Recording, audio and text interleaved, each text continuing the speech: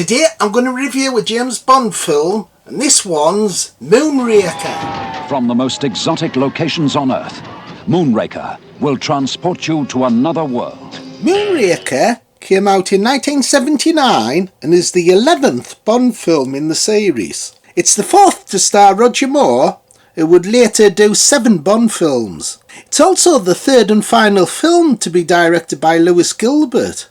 His other 2 films were The Spy Who Loved Me in 1977 and You Only Live Twice in 1967. Moonraker was also, sadly, Bernard Lee's last film as M.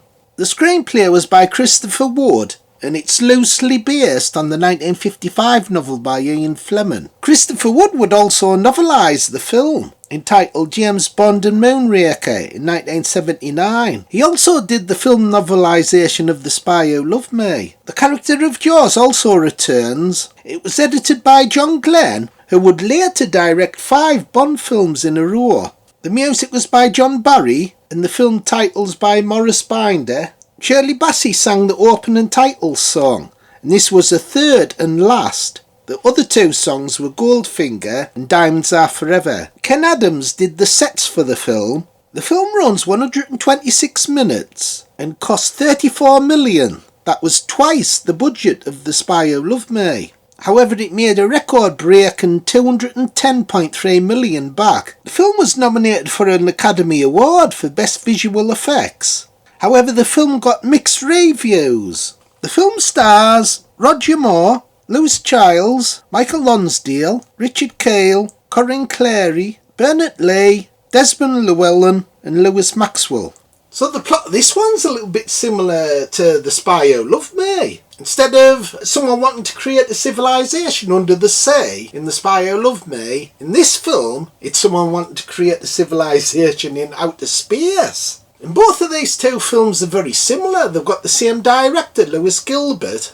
However, The Spy Who Loved Me is a much better film than Moonraker.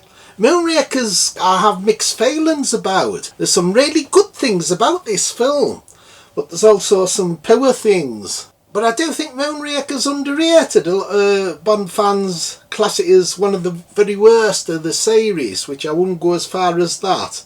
The film starts off with some brilliant pre-titles, seeing James Bond being thrown out of an aeroplane without a parachute. And this scene, it took ages to do. It took 88 takes to get all the footage for this pre-title sequence. So 88 times that to go up to shoot the scene. They always have a massive big stunt before a Bond film, and this is one of the better ones. And the song as well, that's quite underrated.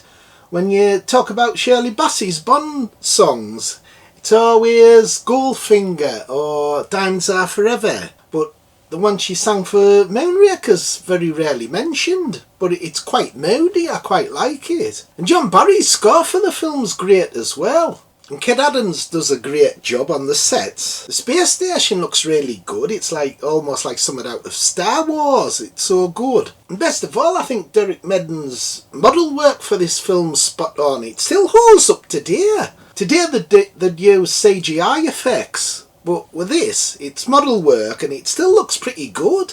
So it's no wonder this film was nominated for an Academy Award for visual effects. So with it being 1979, Star Wars had been out 2 years. There was a Star Trek film that year as well, so they were on the sci-fi bandwagon when they did this film. They wanted a piece of the pie. So it's one of those big epic films that Bond sometimes does. Roger Moore was 51 when he made this, and he's still looking good. You can tell he's a little bit older than he is in The Spy Who Loved Me, but he still looks good in the part. Hey, Phil! How's an old bloody fella get all these fit young lasses? Bloody soft as shit, that!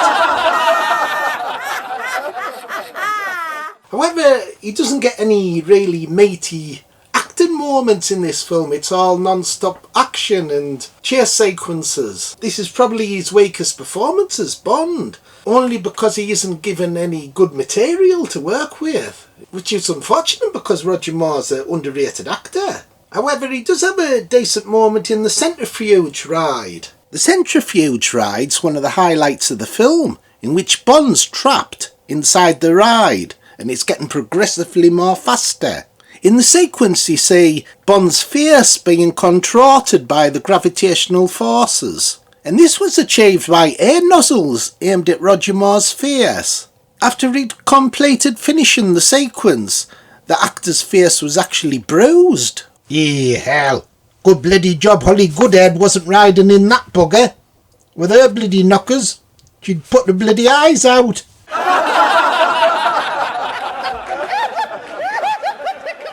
It's also a fun bit when he gets out of that ride and he's all dizzy.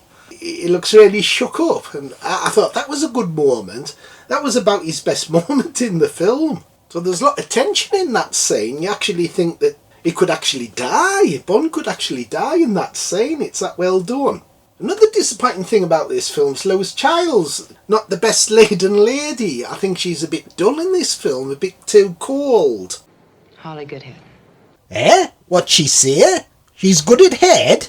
My type of woman. No bones, that's her name, Holly Goodhead. I found Corinne Cléry much better. Unfortunately, she gets killed off in the film. However, her death sequence is really good when she's getting chased by these two dogs. And they're chasing her through this wood. They actually jump on her, and the camera pans away from seeing anything gory. But it's left to the audience's imagination of what the dogs are doing to her.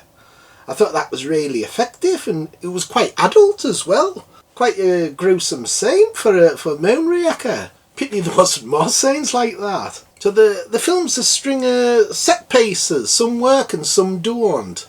One that doesn't work is the gondolier scene. I hate that scene. It's there's too much comedy to it. It doesn't work. There's no attention to it. It's not fast enough, and there's a bloody pigeon doing a double take.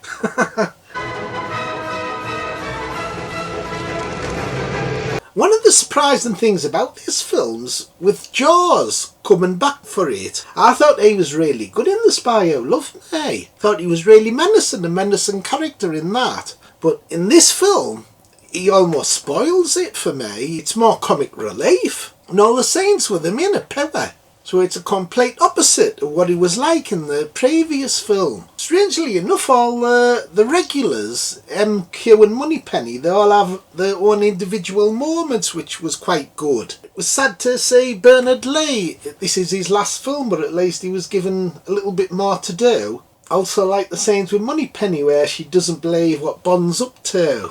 Bond tells her that he fell out of the plane without a parachute and she doesn't believe him. I thought that was really good. The last 35 minutes of this film's set in space, and I actually like the final segment of this film, the last section. I thought the model work was excellent, and it just has a suspenseful feel to the final of the film. I like the bit where Bond has to shoot these globes before they enter the Earth's atmosphere, otherwise they're going to poison everyone. I thought that was really good, especially when he gets to the last one, and the shuttle's heating up and he has to have one final shot at the globe. I thought that was a lot of tension in that scene. It's entering the Earth's atmosphere. James, this is our last chance. Steady. I thought the villain was poor though, Drax. A lot of people say he's funny, he's dry wit. But for me, he came across as bland as hell. I didn't like him at all. I thought he was a really poor villain, actually. So this film was a top earner. It just proves how popular Roger Moore was at the time, in the late 70s. And I do like Lewis Gilbert's direction. He seems to have his films more magical, more epic than usual Bond films. And this film really does look epic. It's just the silly moments that let it down. And the character of Bond, Roger Moore, wasn't given enough meaty moments, which he should have had. It's no good doing an action film if you don't character build, and this film didn't. So for me, even though I think it's underrated, it's still not one of my favourites. So out of 10, I'll be generous, I'll give it an 8. 8 out of 10. If you don't think Bones, you don't like it. Eh? Only 8 out of 10? The bugger gets 10 out of 10. You hard to please, bastard. Okay, everybody, bye. See you next time. Like, subscribe and share. Bye. Bye.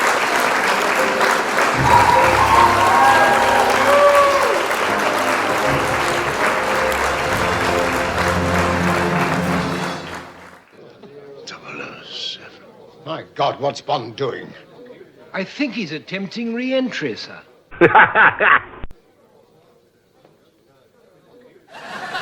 Oh, my.